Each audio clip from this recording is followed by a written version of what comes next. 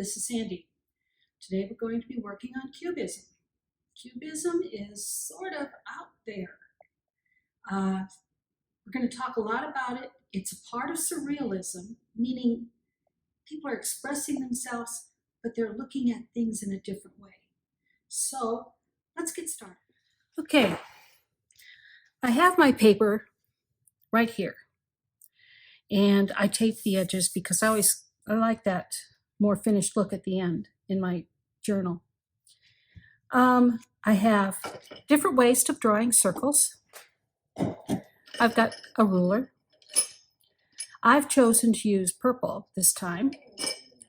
And I've got a mechanical pencil. You can use a regular pencil. And then I've got a pencil sharpener. You are going to need that for your colored pencil. I used yellow paper, just yellow that came from the computer. You can use construction paper, would work too. But when I did my example, I did yellow. And then I did red on top of it. And that's what it turned out like. This looks really, really confusing. And that's why I'm sort of starting with it to just have fun with it. Next week, we'll get into it a little bit deeper. Okay, so this is my example. I want to point out one thing. The more lines that you put in, the better it looks when you shade it. Do you see how kind of boring this side is? And it's more exciting over on this side. So think about that when we are doing their intersecting lines. Basically, when I started out, I said to myself I was going to do 3 circles. I ended up doing 4. A couple triangles, a couple parallel lines, a couple perpendicular lines, and we'll talk about all of those when we start. Let's start with the circles. How are you going to draw a circle? You are not going to just try and draw a circle. You're actually going to make it a circle. You can go around the house and you can get all kinds of things that have circles in them. Here, we could get 2 different sizes of circles just from this one thing. I have almost a fingernail polish, but this is watercolor. And I can draw around the end of that or the edge of that. Or I can go and I can get a glass. A glass will have 2 different sizes of circles. So let's start. Let's draw 4 circles. I can draw them anywhere. I can make them go off the sheet. I can make them line up, but if you make them line up, it's not going to be as exciting of a piece. So let's just go all over the place. I think I'll do this big circle right here.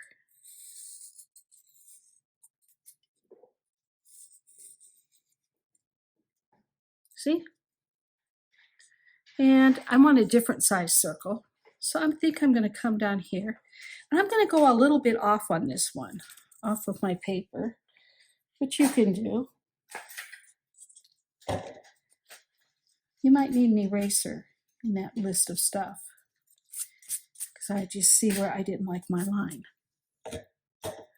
You might have a compass.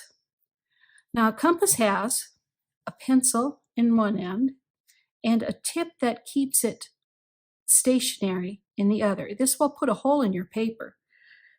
This makes it go bigger and smaller. I can make it, let's go pretty big right there. You put the tip, the sharp end on the paper, and you take and just let it go around without moving it out of that sharp little point we made. Okay, that's one way to use it. Now let's see, we might need another circle. I'm not sure what this is called. Helix. It's a different type of protractor. And I can come down here and I can make this go around. You know, a circle has 360 degrees. We can make it go around 360 degrees. I put my pencil in one of these little marks, and I just let it ride. Oh, look at that. I went and I overlapped. But that's correct because we're going to overlap in this.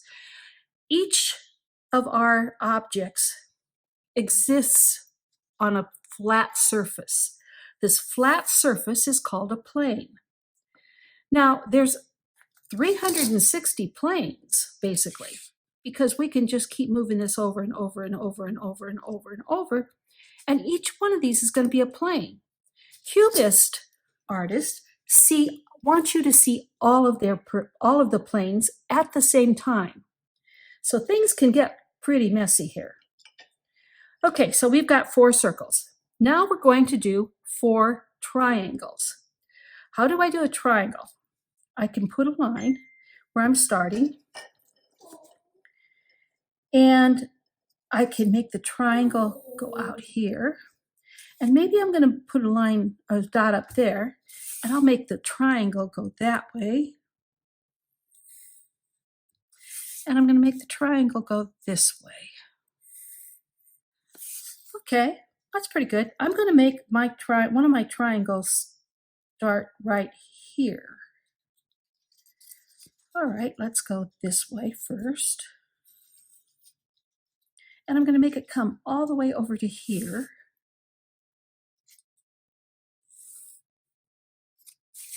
And I'm going to make a triangle. You know what a triangle is? A triangle has 3 sides. 1, 2, 3. We've got some circles in there too, but we aren't thinking about that. We're only thinking about our triangle. Now I'm going to make the triangle start here. And I'm going to make it go all the way up to here.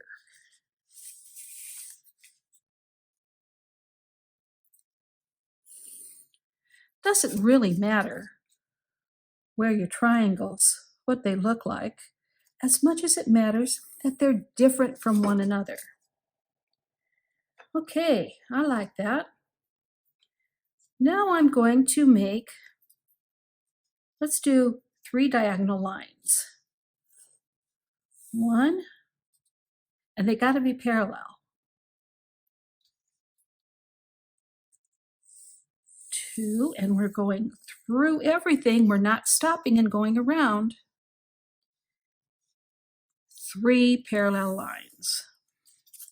1, 2, 3, and they're diagonal. Now let's draw some perpendicular lines. Do you know what a perpendicular line is? A perpendicular line is one line going this way and the other line going this way. Do you see that?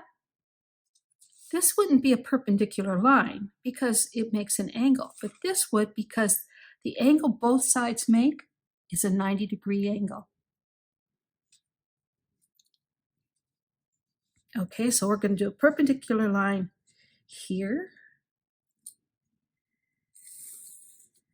And how am I picking where I want my perpendicular lines to go? I'm looking at a space that needs to get broken up a little bit. There's one perpendicular line. I've got to make another one. 2 perpendicular lines. Let's go here. And let's go up here.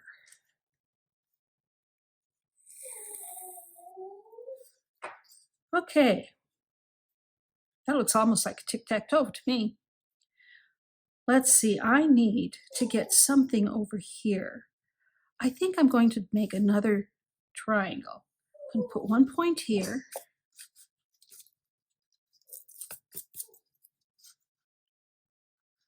Got a very needy dog here. Can you hear him whining? And let's go here. And then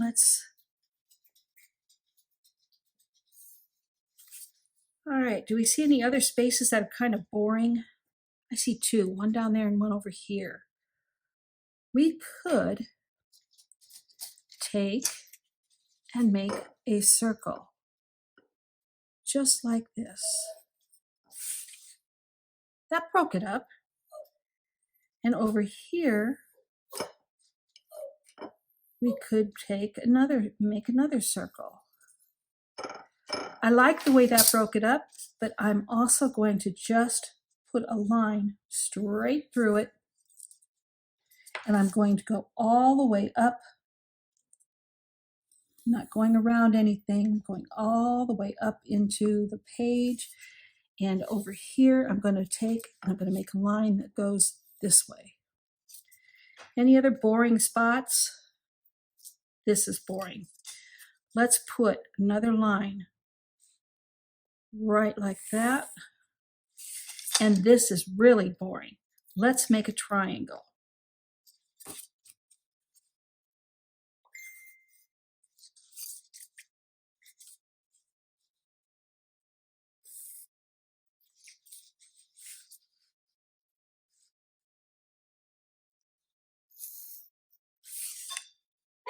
That's pretty good. This is a big space, but it'll be okay.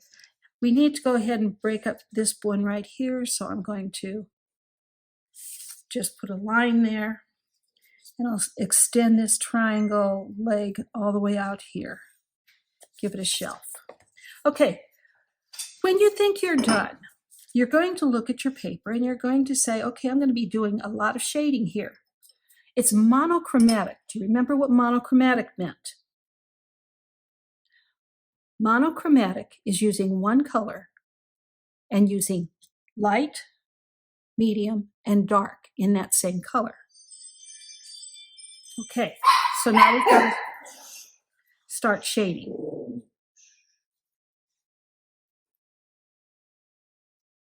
Where do I start? There's so many pieces. Let's start at a little one, and I'm just going to do it dark because you can't really shade those little bitty ones. So I'm starting right there. Then I'm going to see this part right here, and I might want to shade it this way. Dark.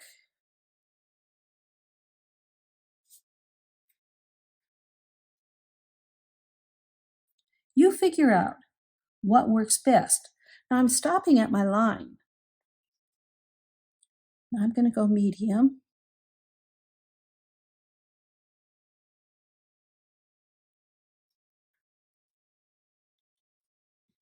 And then I'm going to go light. I didn't outline anything. That's going to be important later on.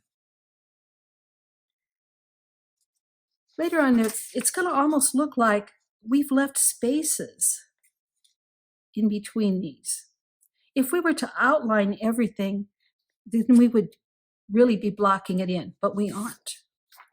Okay, now the important thing in here is I can't do the same kind of shading over here because then I wouldn't be able to see that different. Maybe I want to go dark this way.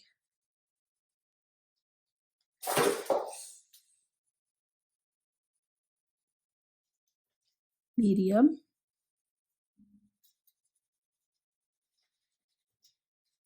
And light.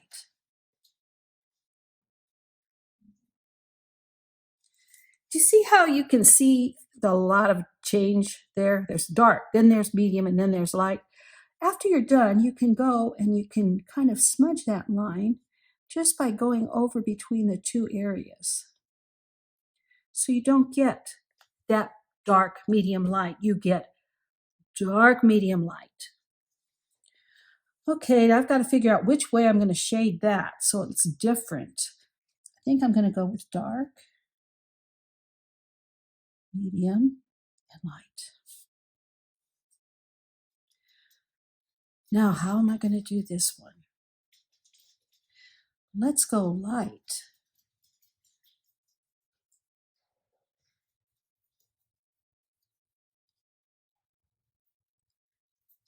You know our scribble paintings that we did? This is sort of like that. I'm not really doing this real neatly, but yet I am coloring it all in.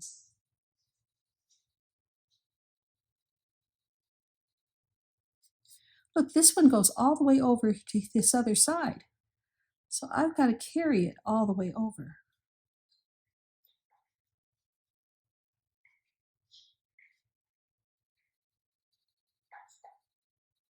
Now I'm at the dark.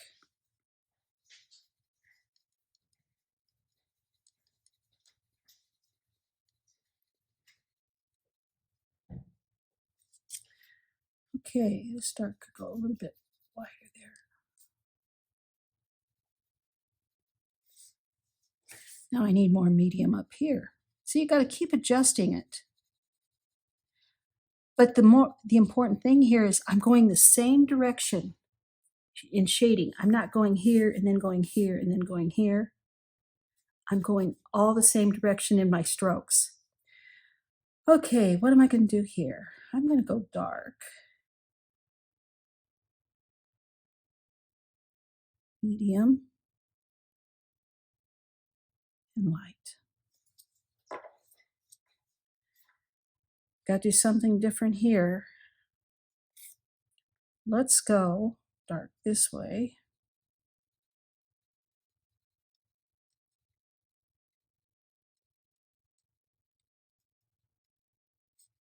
Medium.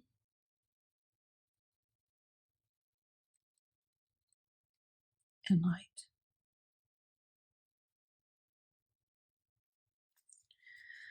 Okay, I've got this little piece here again, and I've got light and medium around it. So I'm going to go ahead and I'm just going to do dark.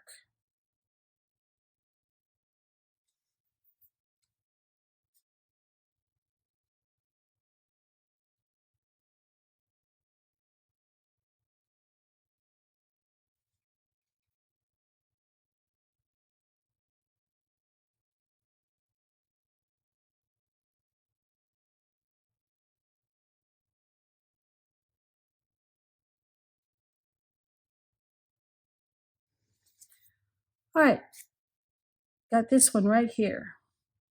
Gonna have to do something different here. I know, I think I'll go this way.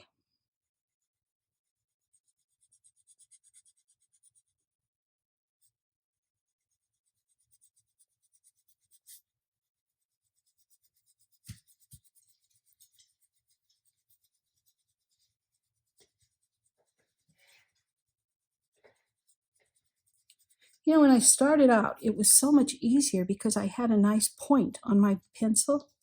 I don't have that point anymore. So I'm going to get my sharpener. If I were to use an electric sharpener, it would take way too much of this pencil off. So on colored pencils, it's best to stick with a handheld sharpener because we don't want to take too much off. Okay, let's go dark this way.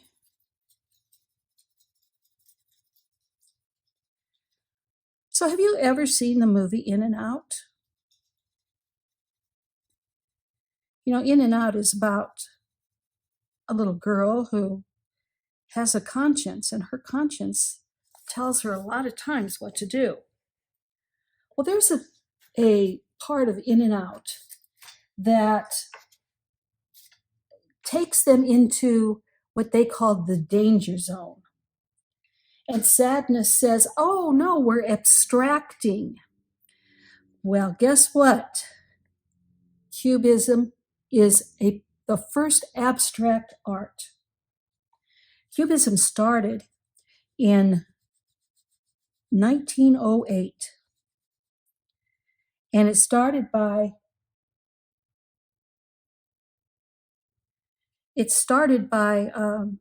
Pablo Picasso and Georges Braque.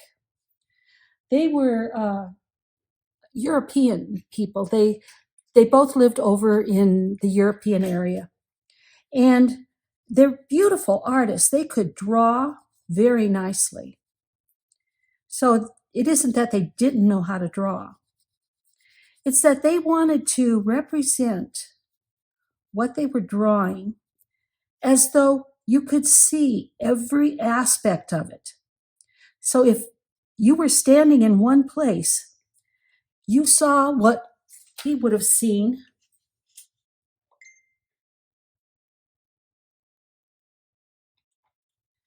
You would have seen a face as though he were looking at you from the front and the side and the back at the same time. He took every bit of perspective and he put it down in one painting. Kind of confusing, really. See how I'm keeping in the same areas? I'm not moving around the paper and picking here and there. That's because I don't want to be forced to do the same thing over and over again.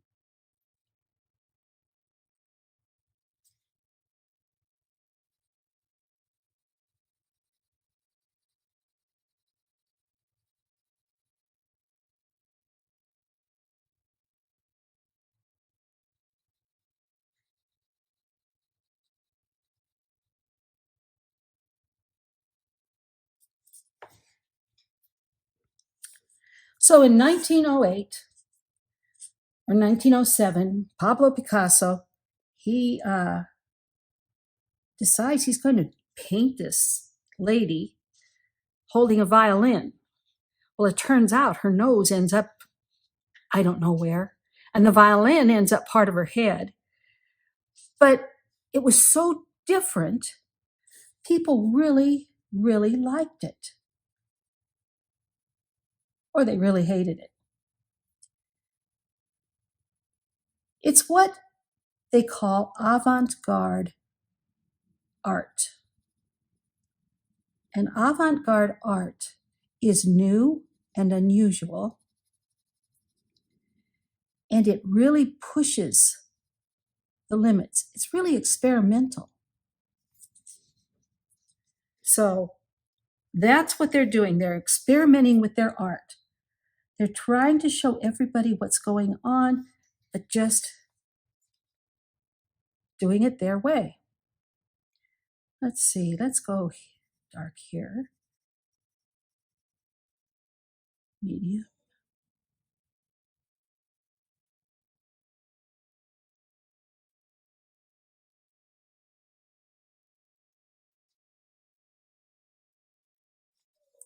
So in and out, when joy and sadness are trying to get home, they go into what they call the danger zone, the abstract. You know, you can end up looking almost any way. So I want you to watch Inside Out again. And I want you to look for that part of the show. And they're afraid of it. Why would they be afraid of it? Why do you think? If you had to walk around with your nose sticking out of your ear and your ear sticking on your chin, it might be kind of scary. So think about that when you start doing your abstract art. But it's just a different way of looking at things.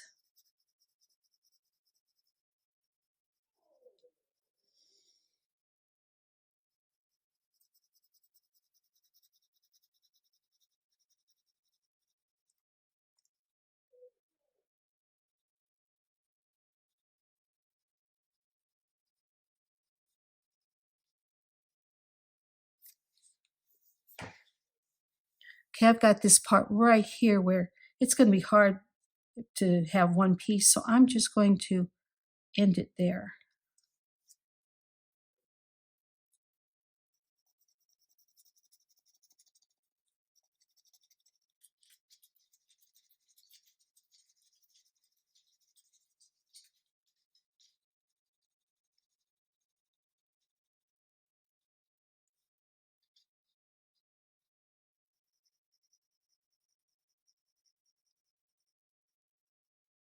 Notice how my dark spots, they end up different every time. Different places, different starts, different finishes.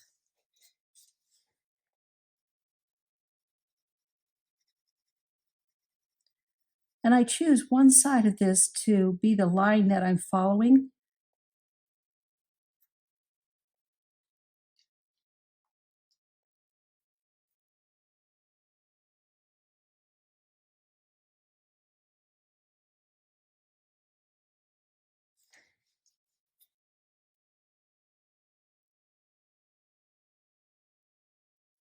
I'm just going to do that all dark. Okay, I've lost my point again, so I've got to stop and sharpen my pencil. Now I've got a point again. Much easier to work with a point.